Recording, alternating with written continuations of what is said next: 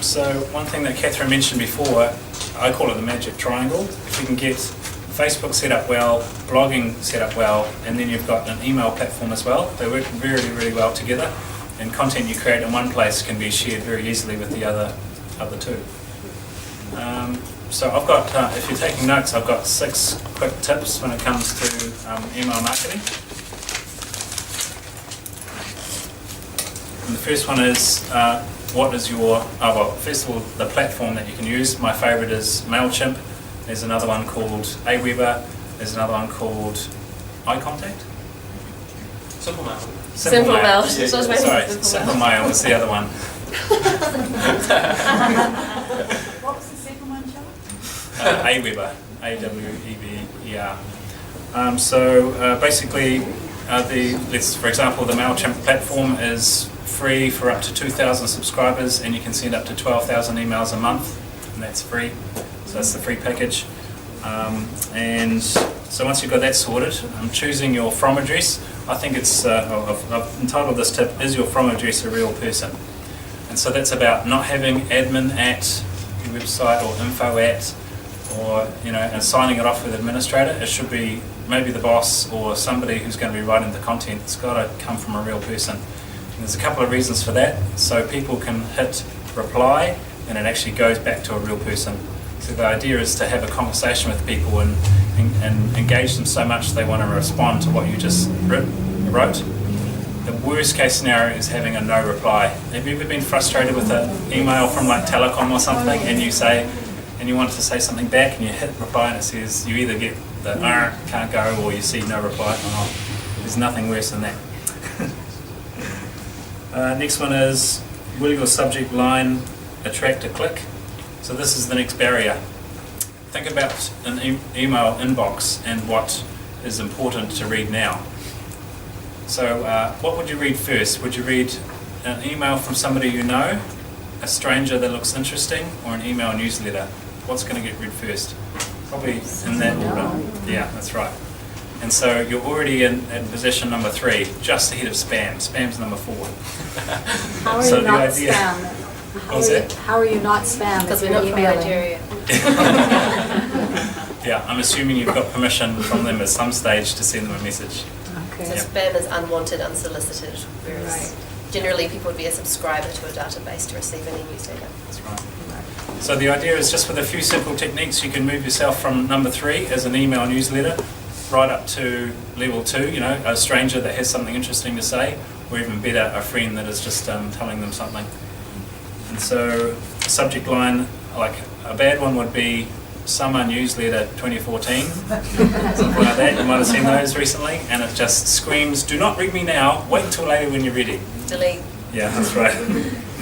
And so I've written an article that gets published tomorrow morning on my blog with all these details. And so the title for my blog article is Email Newsletters, 6 Tips to Get Your Automated Emails Opened, Read and Acted On.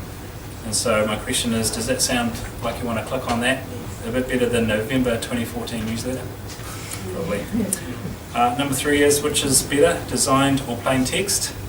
So it's fairly tempting to wrap it with your logo at the top and some graphics down the side and make it look all pretty. I think it's a step away from mimicking a one-to-one conversation. I think that's the ultimate goal.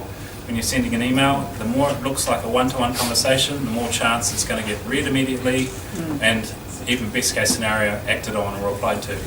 And so I start my emails with hi, first person's name, and get straight into it with plain text. Fourth one is, what action do you want them to take? So if you can't answer that question straight away, don't bother starting to write your new newsletter. And it has such a huge impact on what you actually end up writing in the first place.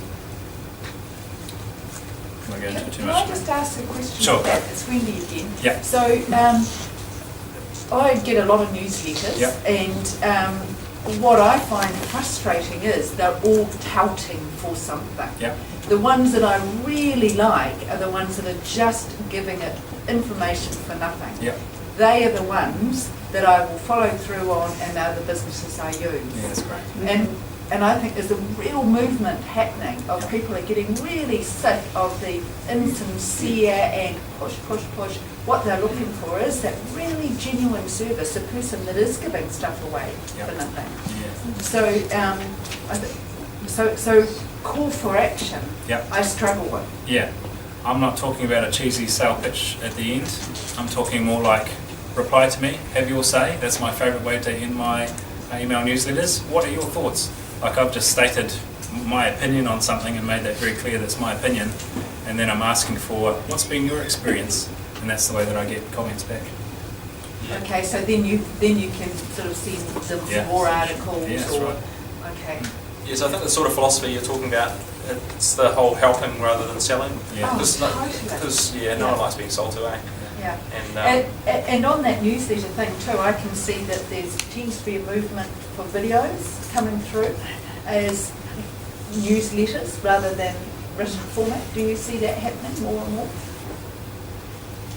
On a case-by-case basis, yeah. Some Yeah. people do favour that, and that's their kind of style of... The person speaking, Yeah, hi, that's this is Wendy, yeah. A Yep, new they can be case popular. out or whatever, Yep. yeah. I don't see a lot of it. no, I haven't seen a lot of that. I don't watch videos. Yeah, no, It's a I big don't- commitment, eh, to push that Yeah. button. yeah. And if you see it's like 2 minutes 17, you're like, that's 2 minutes 17 of my life I'll never get back. That's right. Oh, sorry. Yes.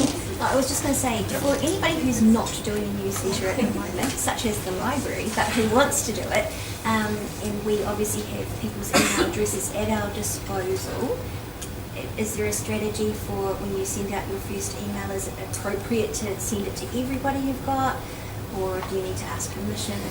How is that okay? Assume that you've got your email. My view sent is to the first one? would the person be surprised to be hearing from you? And so if the answer is yes, then that's a bit of a worry.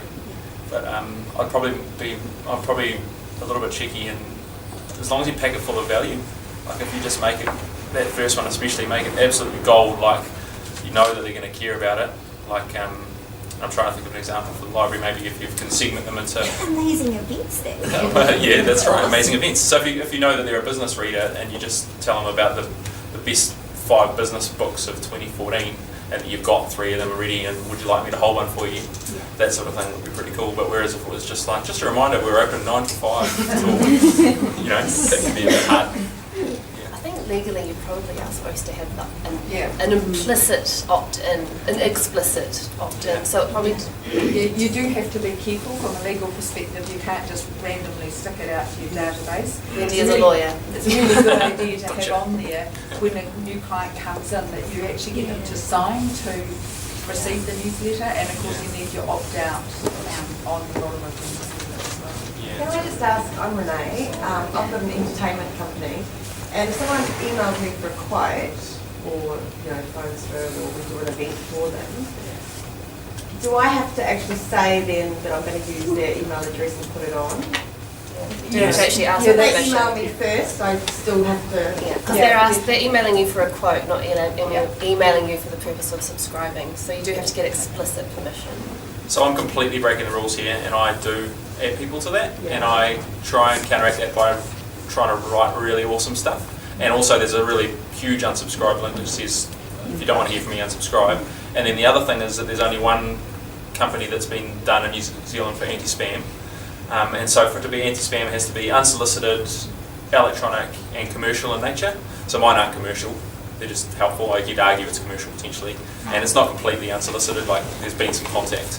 And it's a pretty small list size that I'm dealing with for my personal stuff. But it also says on there as how to, you get on the list, and I've always got down here and then email through for an inquiry. Yeah, And then I think I've only ever had one person unsubscribe, so... yeah, that's right. Yeah. I think you're in pretty safe territory, and that was just to jump ahead to number 6 before I go back to number 5. That's it. Can you unsubscribe easily? That's really, really important. Like, there's nothing worse than being on an email newsletter that you weren't explicitly asked to be on, and then it feels real awkward, and you don't want to embarrass them by saying, actually, I don't want to get this, or you just delete the subject line and put unsubscribe in there and just send that off. Hopefully you don't offend them. It's just a really awkward thing to put somebody through. So like platforms like MailChimp or any of the other ones I mentioned have always got an unsubscribe link in the footer. And one of my favourite things is the first sentence. It says, "You are receiving this email because you've indicated that you'll be interested in it. If you're not, unsubscribe here." And then they put that in their first sentence, maybe in italics, so it doesn't look like part of the main content. I think that's the best. It's got the most respect for the audience. Isn't that a bit like empowering the person at either end to be more confident in themselves as well? Like, as you say, to be able to unsubscribe, whereas is the IT industry sort of bombarding people so much that they're feeling, overwhelmed, and therefore they don't like to take that situation. Oh, I don't really want to unsubscribe because I might be seen as being difficult. So is there any way that all of us sitting here who deal with IT occasionally or even every day feel more confident in what we do and say, hey, look, I don't really want to be on your contact list, or I don't really want to hear about that. Click, go away. Yeah. It's totally a personal choice. Yeah. I hate it when people add, sorry. So That's your fine. approach will win Yeah. some and lose some. It's just the nature of it. I might be too conservative and cautious. You're being bold. In my cautiousness, I'll lose some people. In your boldness, you'll lose some people. But at the end of the day, we'll all be happy. The sun will come up. The sun will come up. And just come back to number 5, that was just, does your email signature make it easy? So it's just about having all your normal contact information at the bottom of each email that goes out. Don't make them click back to your website just to find your phone number or your mobile number. Just make it super easy. And also just another thing that happens in a normal one-to-one email conversation is people have their email signature in it, so it's another indicator this is from somebody to one person. So when you do it right, it looks like you've written your message just for that one person at that one moment in time. It might have their first name several times in the body of the email. My record is 7. 7 times was in there somewhere, and I got so many replies from that, just thinking like, I sat down for an hour and wrote them this enormous email just to them. And they all felt like that way, so I thought that was enormously powerful that I actually sent it to 600 people. You've just got a system that says insert name here, haven't you? I do, Yeah. Yep, there's a little code that does that for me. Is that MailChimp that you're using? Yeah, that's it. What's your Yep. blog called, Phil?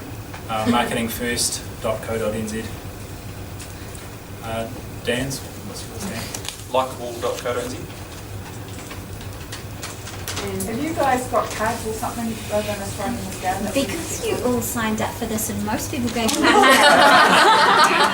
to take that as implicit permission to email you tomorrow with the links.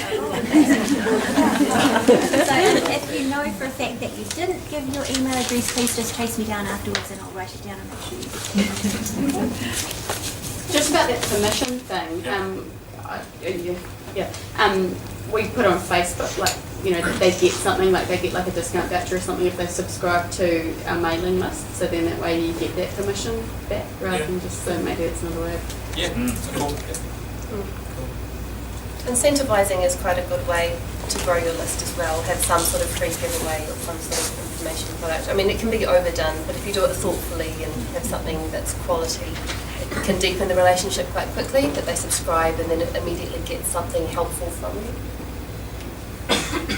You guys are asking way too many questions. How are we going for time?